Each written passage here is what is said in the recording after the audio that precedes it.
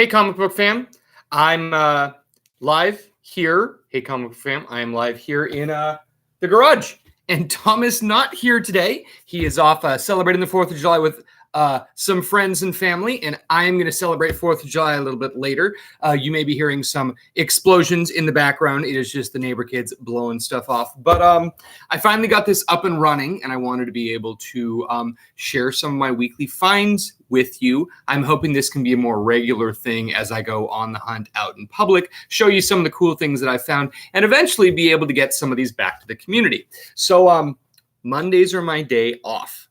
And this Monday was no different, except for the fact that I made a concerted effort to go to as many comic shops as I could on a big, large drive around Seattle. So my first stop was I drove from the Lake Stevens area down to Factoria. It's about 30 miles south of us. There's a shop there called Mighty Moose Comics. The owner, Eli, super nice guy. Apparently he owned a shop in the New Jersey area for 30 years or so, and then closed up shop, moved out here.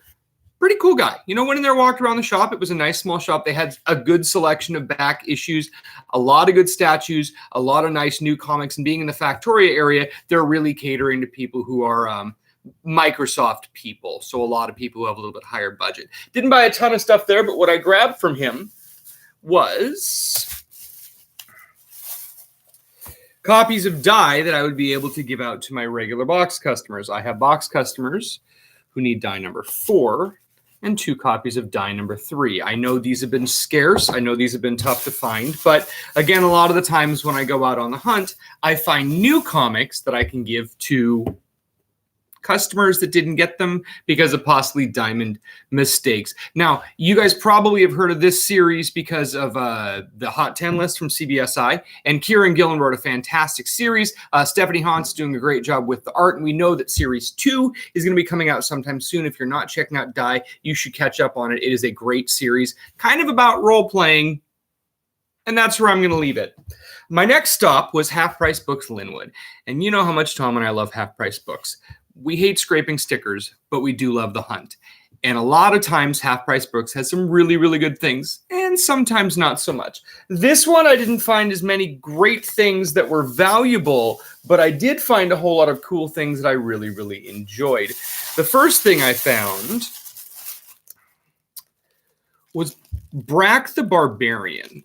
And this is Frank Frazetta art. And it is a first print of the soft cover by Avon, Brack the Barbarian. And again, a lot like Conan the Barbarian, a lot like, you know, very Frazetta fantasy art. But I had to double check and make sure it was Frazetta and not just a Frazetta ripoff. And this was actually really, really cool. Got it for $3, and it's probably not worth a ton of money, but I think this is really, really great because I'm a big fan of Frank Frazetta. The next thing I found was also Frank Frazetta related, and this is really interesting. I had this in the thumbnail. This is an issue of Imperator Conan, if you can see that. And this is very clearly more Frank Frazetta art, and it almost looks like they tried to airbrush out or blow out the Frazetta because you could almost not read it. Now, in spite of the fact this looks substantially old, sorry, trying to get used to the glare off this. So this looks substantially old. It's from 2001. So it's less than 20 years old. And it is a black and white reprinting of Conan the Barbarian translated into Turkish. And I couldn't figure out what issue it was, but on the back, there's also a fantastic ad for, again, that great What If comic that Tom and I talked about in our True Firsts, Conan. This is what happens when we go live and I forget to turn off my phone. When the Conan the Barbarian gets the gun with Marvel Comics. And that's kind of a cool thing because there were a couple Conan What Ifs that Tom and I did a little while ago. Something really interesting about the Turkish comic books. And we haven't touched too much about this, but this is something that's that I'm a massive fan of that I haven't really introduced Tom too much of. If you know anything about Turkish cinema, there's an era of Turkish cinema referred to as Yeşilçam, and it's the name of the street where they made all of these movies. It's just all movie studios. Turkey had almost no money to be able to make these movies, and there were these massive trade embargoes to not allow Western movies to get into Turkey. So they're really, really famous for making copies. I mean, there's no better way to really look at it. There's a fantastic YouTuber out there called Deja Vu, and he does breakdowns of all of these. But there's the Turkish Star Wars, which is referred to. The name is Dünyayı Kurtman Adam. It was made in 1982, and they straight up took scenes from Star Wars and had a Turkish actor act over it. There's also a really famous Turkish Star Trek, which is part of the Man Trap, but they added another character who was like, his name was Hermes the Tourist. And this is a gentleman that liked to show up in Turkish cinema, and he was just kind of a lovable drunk tramp that would come around, and they somehow found a way to stick him into a Star Trek episode. There's a Turkish Superman that they had to, oh my God, that was actually based on a Captain Marvel on a Shazam movie that they called Superman because Superman would sell better. So other than that, there's the Superman, there's the Captain America, there's a James Bond. If you look into it and if you go on YouTube, there's a fantastic amount of Turkish cinema that they really just stole a bunch of stuff from America and then gave it in Turkish language. Fantastic stuff, but it was interesting to find the Turkish Conan the Barbarian because it kind of reminded me a bunch of that. But go check out Deja Vu. He does a fantastic breakdown of a lot of this Turkish cinema. Still at Half Price Books Linwood, I ended up getting a couple Kurt Vonnegut books, and these are a little bit more obscure. Some of you know I'm a massive Kurt Vonnegut fan, and I love Breakfast of Champions, and I love Blackbeard, and I love Sirens of Titan, but I'm always looking for the more obscure ones. This one is Armageddon in Retrospect, is one of the last things that was published, and it was released posthumously after he passed away, and I have not read this, and I'm really, really looking forward to it. This is the first copy I've ever actually found out in the wild. And then this one was a little while ago. When was this printed? This was printed in 1976. So this was actually done while he was alive. And this is Kurt Vonnegut Jr. and it is the author's series, kind of a breakdown of what happened with the author, what they were writing, and it dissects a little bit more. It goes a little bit behind the scenes about what they were writing and what they were doing. I am really excited to have a chance to read this. And then finally, I ended up picking one of my favorite pickups of the day. This is on SLG, Disney's Haunted Mansion. Now, Roman Dirge of Lenore fame did the covers to these Haunted Mansions. This is not the same Disney's Haunted Mansion that was released as a miniseries by Marvel about 4 years ago. This is the original one. These are scarce. There's also a retailer variant with a foil version of #1, which I, again, have never seen out in the wild. This thing is really, really tough. But the interior art is cool. And Roman Dirge doing creepy vampire, creepy zombie bride girl people, whatever. He's great with horror. It's awesome. Looking forward to the opportunity to flip through this one. So after Linwood, I ended up heading farther north to Everett because I was making a loop to get back home. And in Everett, I stopped at Goodwill. I don't really find good things at Goodwill that often. Comic books are regularly overpriced. They are regularly something that you go and you're just, they're $2 to $5 a piece. They have a price sticker on the front. It's the same thing as Half Price Books, only with worse comics. So this one I was actually really excited about because I picked up Matt Groening's Big Book of Hell. And you know Matt Groening as the writer-creator of The Simpsons. And if you can see all of these characters, they're very Simpson-esque. He had a rabbit character that he created in college when he was in college in Oregon called Bongo. And Bongo was written, I think he started writing it in the early 80s, but didn't really start getting traction until the late 80s, 1986 to 1990. And it was published in the college newspaper. And it was published all around Portland. And then The Simpsons took off, and he had the opportunity to go out and release some more of this Big Book of Hell. And it's very... They're comic strips very much so. You have the one page that is very self-contained. It is not a serial. It does not go one episode to the next episode to the next episode. But very, very cool stuff. Again, I really loved this when this came out. I really love this now. And the fact that I picked this up for $3, I'm super, super excited because this brings me back to a simpler time as well as something that is really, really funny. After Goodwill, I headed to the Everett Mall. Now, Everett Mall has 2 comic shops in it now. One is an dedicated comic book shop, and one is a gaming store that also does comics as well. So in the Everett Mall, the first shop I stopped at was Phantom Zone. Joel over at Phantom Zone, fantastic guy. He does a lot of comic book shows. He does a lot of Comic-Cons, and he's always in Emerald City. He's at San Diego Comic-Con. I know he travels around the country to be able to do Comic-Cons. And it was really a cool thing to hear that they were moving to the mall. I was excited to see this new location. Their last location, if you ever went to it, was really small. We're talking 250, 300 square feet.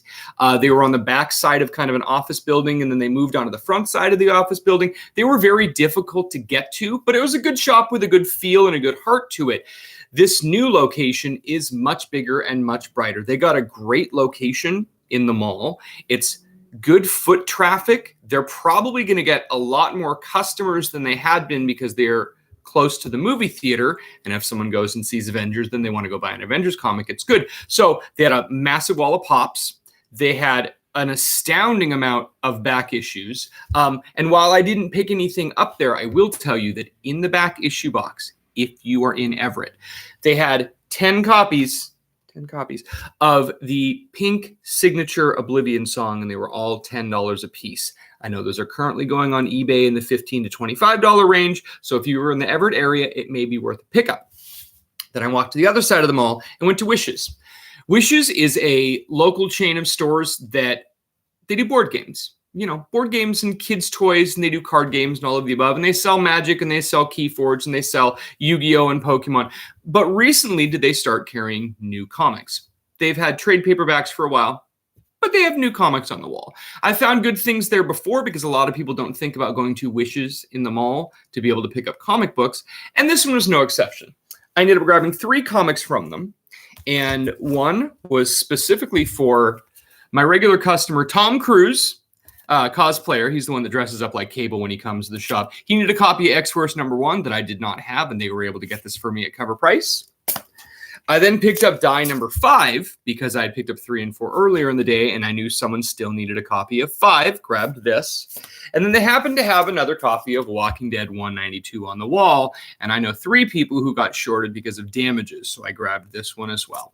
Again, super cool place to go to, and it was really nice to be able to just go to a different comic store for a while. I ended up my day at Everett Half Price Books, and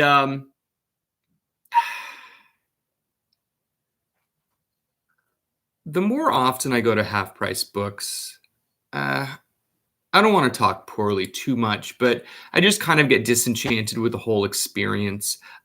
Half Price Books has great stuff at it, and it's worth it. But a lot of times, I just don't like standing there and listening to the people talking about how little they paid for these collections. I'm all about comic book karma. You guys know that. If someone comes in and brings a collection to the shop, I'm going to do my best to give as much money as I can, where I'll make money on it and where they'll be happy with what I pay for it. But when I hear Half Price Books people gloating about how little they paid for a collection, it kind of makes me not want to go there. So it makes these little victories all the more sweet. So digging through the dollar bin, the $2 bin, and the cheap bin over at Half Price Books, I picked up a Spirit magazine. This was $1. And again, it's really Will Eisner's Spirit. And this was, what year was this? 1975. So we got almost 45 years old on this. And yeah, it is definitely Will Eisner stuff made when Will Eisner was alive. And this is oversized black and whites, kind of the same era of Eerie and Creepy and Vampirella. And these are great reads and really, really cool if you can find them for cheap.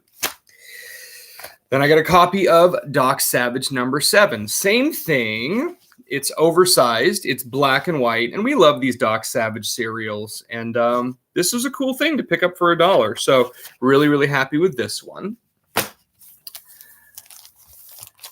This I picked up for Tom. We have 1 through 8 of 10 grand. And we love this because this has been Templesmith. Tom is currently working on some stuff behind the scenes with Ben and attempting to try and find a way that we can get, let's just say, a substantial amount of stuff signed by Ben, and I'm going to leave it at that. But every time I find Ben Templesmith stuff, I love picking it up. My helpers had a chance to meet him at Jet City Comic Con 2 years ago, and was just a super nice, down-to-earth dude. And we really, really love his 30 Days of Night stuff. His Mr. Wormwood stuff is really great and creepy. The art style, again, it's a lot like Jonan Vasquez, Roman Dirge. I really do like that very dark black and white. It's cool stuff. I really do like kind of like dripping horror-y type stuff. And that's mostly what I'm into. I like the horror for my personal collection. This was a pick that I actually was in the cheap bins thinking I would find absolutely nothing. And I ran into this. This was 25 cents. Now, this book is no longer near as hot as it once was, but this is the first full appearance of Invincible. Savage Dragon 107. Again, 25 cents, and I'm going to do my best to try and get Tom to help me to remove that expertly, because I'd love to be able to have a copy of this that isn't totally trashed. Another book that made the CBSI Hot 10 list about 7-8 months ago was Batman Arkham Knight for half cover price. So $2, I got the arcade block variant, still sealed. Now you can kind of see on, well, you can't really see, but on the edge there, most of that's plastic bag. But truthfully, it's probably in a, VF, fine, very fine. So not at the peak of its value, but I'm really happy that I picked it up. And this is most likely going out in mail call, because this is the type of thing that is a super cool book that is a first appearance that people are going to dig. I will always pick these up. These are EC reprints from the early 1990s, so they are still 30 years old. This one is fantastic because you have Al Feldstein art. You have, oh my God, it's just crazy. It's a lot, it's like Tales from the Crypt. Tales from the Crypt, EC stuff, but this is the science fiction side of it. So fantastic things to read. And again, picked it up for 75 cents. One of the best reads ever. The things I love about these is that they are so wordy. I mean, the amount of text. Can you see how many words are on that screen? I mean, I'm so used to the comics nowadays where you have this beautiful art and 3 words, and it takes, 5 to 8 minutes to read a 32-page comic because you're like, okay. All right, that was quick. So this is definitely one of those that it feels a lot more like an Alan Moore comic where you just have lots of words and beautiful pictures that complement each other, and it's not so much of a eye candy with a little bit of plot. This I was shocked to find, but apparently someone had just turned in a bunch of comics that they had just bought. And this at half price books, half of cover price, $2.50. And as you know, number 6 is selling on eBay in the $75 to $80 range, and this one is going in the $20 to $30 range. I don't know if someone wants to trade it into half price books. It looks unread. It's bagged and boarded. It is not from my shop because it's got tape on the back of the bag and board. So maybe it was actually purchased at Wishes or at Phantom Zone, maybe even possibly at Subspace. I don't know, but some collector definitely went and sold a bunch of new stuff at half price books. Crazy stuff. Then I happened to find a bunch of Buffy. Did I tell you that the Everett one, Tom goes to the Everett half price books all the time, and there's just glory if you're going to take an hour or two to dig through it. So a ton of Buffy. Now I got Buffy Season 8, number 1, and Buffy Season 8, number 5 variant, and Buffy Season 8, number 1, and the Buffy the Vampire Angel. This is the Wizards with the 1/2. And those are all $1 a piece, and they generally sell for $15 to $25. And again, they're probably going to go into mail call because I'm super happy about getting these at a great deal, and I'd rather pass on the Comic Karma. But just some really super cool.